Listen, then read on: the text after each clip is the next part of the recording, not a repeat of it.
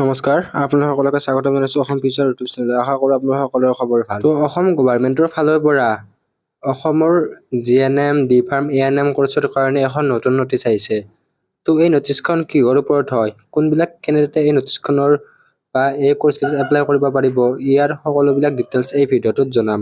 তো আপোনালোকে ভিডিঅ'টো স্কিপ নকৰাকৈ সম্পূৰ্ণকৈ চাব আৰু যদি চেনেলটোত প্ৰথমবাৰৰ বাবে আহিছে তেন্তে ছাবস্ক্ৰাইব কৰি কাষত থকা বেল আইকনটো অন কৰি থৈ দিব।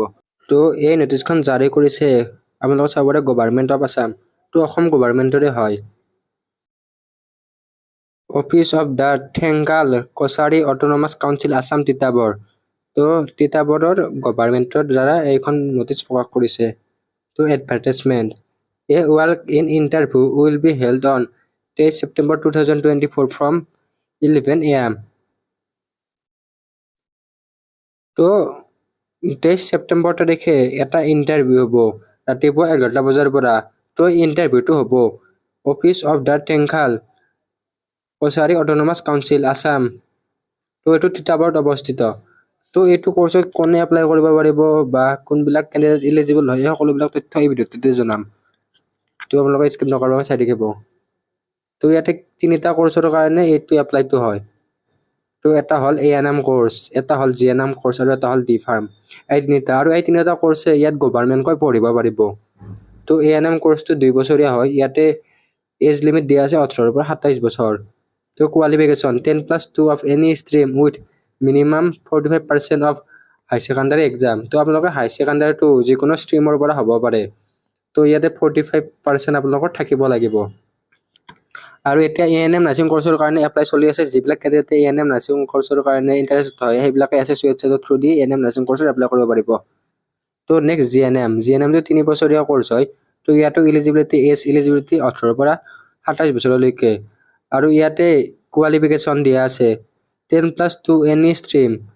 তো ইয়াতে এনি ষ্ট্ৰীম দিয়া আছে, যিটো ছায়েন্সৰ ষ্ট্ৰীমটোৰ কথা মেনশ্যন আছে, উইথ মিনিমাম 50% মাৰ্ক আৰু 40% in English and having subject with PCB and PCM in high secondary exam.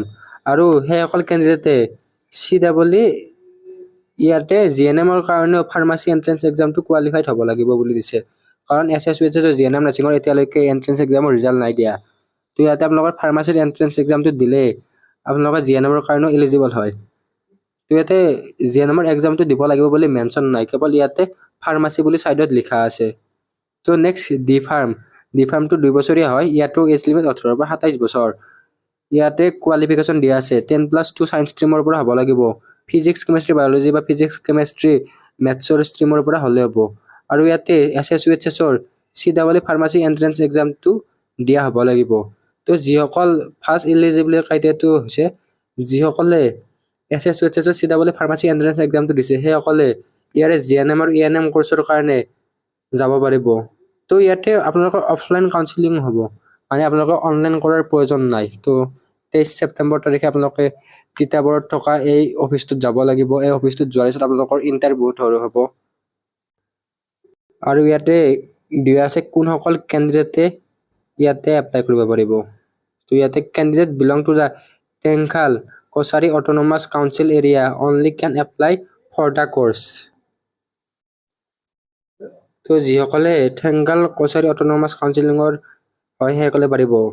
তাৰপিছত দিয়া আছে in all the courses 80% of total seat are reserve for candidate belonging to the Thengal Kachari community and 20% seats are open for other communities belong to Thengal Kachari autonomous council area. তো এই কোৰ্চটো থেংগাল অট'নমাছৰ আণ্ডাৰত হয়। Next দিছে ইয়াতে 1 candidate can apply for only 1 course। তো এজন কেণ্ডিডেটে কেৱল এটা কোৰ্চতে এপ্লাই কৰিব পাৰিব। তো next candidate R required two bring necessary documents photograph including biodata in support of দিয়াৰ candidate.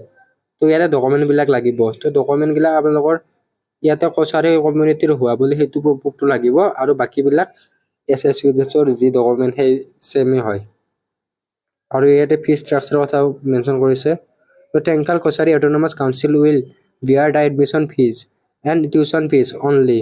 No other cost will be borne by the council। তো ইয়াতে কেৱল এডমিশ্যন ফিজ আৰু টিউশ্যন ফিজটোৱে ল'ব, বেলেগ একো ফিজ নলয়।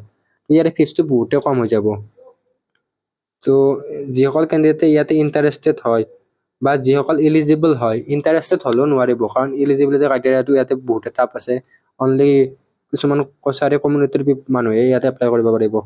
যদি আপোনালোকে এই কমিউনিটিৰ বিলং হয়, মানে এই কমিউনিটিত আছে, তেনেহ'লে ইয়াতে এপ্লাই কৰিব পাৰিব। তো ইয়াতে আপোনালোকে ডাইৰেক্ট SSC HSCৰ এক্সাম দিলে ডাইৰেক্ট ইয়াতে আপোনালোকে 23 ছেপ্টেম্বৰ তাৰিখে কাউন্সিলিঙত যাব পাৰিব। তো আপোনালোকে এইখনে নটিচ আছিল। তো কিবা বেলেগ যদি আৰু নটিচ দিয়ে তেনেহ'লে আমাৰ চেনেলত দি দিবলৈ চেষ্টা কৰিম।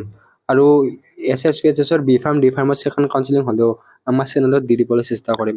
তো যিসকল কেণ্ডিডেটে B.Pharm D.Pharm GNM BMLT DMLT কৰ্চৰ কাৰণে প্ৰাইভেটত এডমিশ্যন ল'ব বিচাৰে সেইসকলে এই কলেজখনত এডমিশ্যন ল'ব পাৰে। ইয়াতে ডিছপ্লেত নম্বৰ দিয়া আছে, এই নম্বৰত আপোনালোকে হোৱাটছএপত এডমিশ্যন বুলি লিখি দিব। তাৰপিছত আপোনালোকক কি কৰ্চৰ কাৰণে এডমিশ্যন সেইটো লিখি দিব। তাৰপিছত হোৱাটছএপত ফিজ ষ্ট্ৰাকচাৰ সকলোবিলাক দিয়া হ'ব।